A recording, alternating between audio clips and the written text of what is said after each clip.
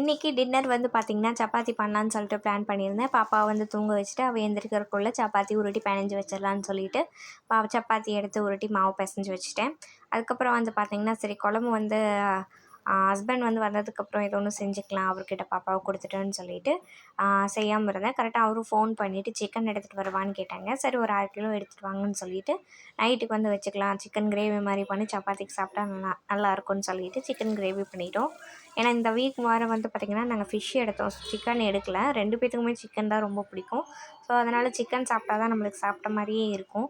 அதனால் வந்து பார்த்திங்கன்னா சிக்கன் வந்து சிம்பிளாக வந்து தக்காளி, இஞ்சி, பூண்டு இதெல்லாம் போட்டு அரைச்சிட்டு ஒன்றா வந்து அரைச்சி இதெல்லாம் ஊற்றிட்டு நான் எப்போவுமே சிக்கனுக்கு வந்து சிக்கன் மசாலா, ஆச்சி குழம்பு மசாலா, கொஞ்சம் கரம் மசாலா, மஞ்சத்தூள் மட்டும் போடுவேன். இது வந்து கொஞ்சம் கிரேவி மாதிரி நல்லா வச்சு சாப்பிட்டா தான் நல்லாயிருக்கும்னு சொல்லிவிட்டு கொஞ்சம் கிரேவி மாதிரி வச்சேன்.